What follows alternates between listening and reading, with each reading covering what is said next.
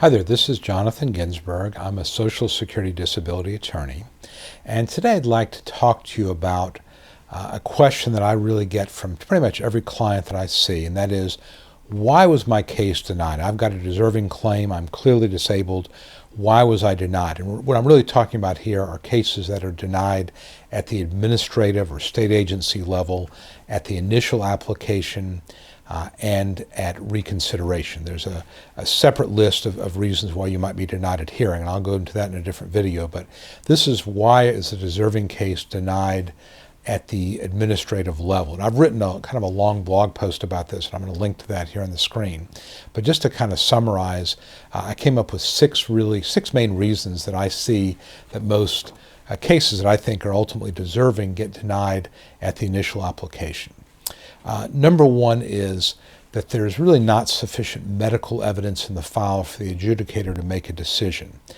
Sometimes there just isn't evidence. You haven't gone to the doctor very much, perhaps because you can't afford to do so, or the doctors have just not sent the records in. One of the things that's very frustrating about the adjudication process is that when the adjudicators send out requests for medical information, if the doctor doesn't respond, they generally don't follow up. They don't have time or personnel to follow up, so whatever comes in, and that's why when you get your denial notice, you'll see a list of medical sources that they've considered, and it may not include all your doctors, and that's because, again, the doctor may not have responded.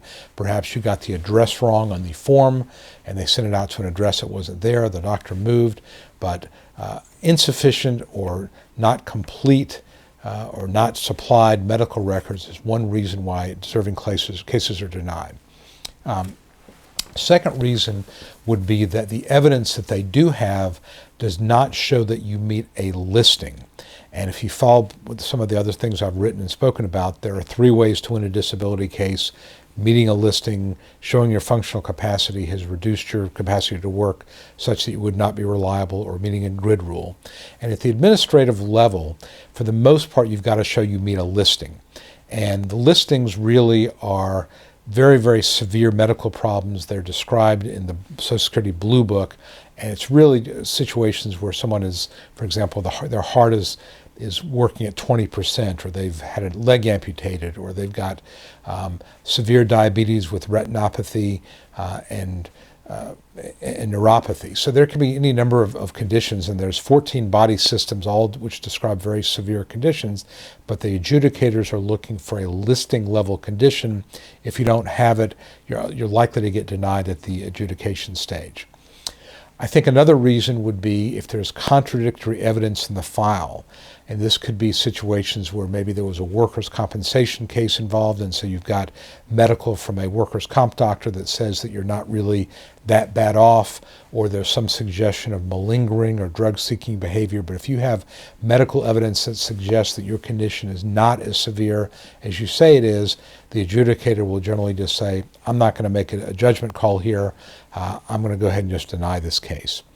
I think another reason would be a condition that is not something that you can diagnose using an MRI or a CT or some sort of objective test. The adjudicators don't want to make judgment calls. They don't want to make a decision about, how severe your pain is. They want to have something they can see. MRI shows that you've got a herniated disc and that you've got some nerve root impingement.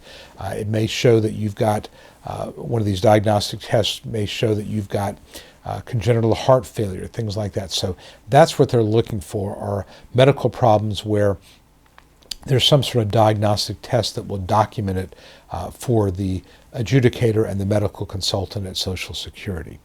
I find that people who are younger than age 45 have an uphill battle. Those who are highly educated, college education or more, those with significant work skills, because again, that suggests maybe that if you're younger, that you're more resilient, that you could recover.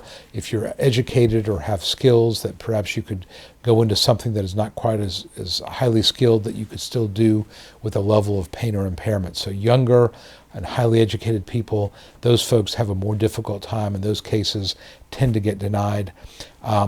And one final reason, which is kind of an odd one to me, but it's something that a lot of my colleagues talk about a lot, and that is if your condition has not been at a disabling level for at least a year. Now, the definition of disability says that you've got to have a medical condition that prevents you from engaging in substantial gainful activity that has lasted or is expected to last 12 consecutive months or result in death.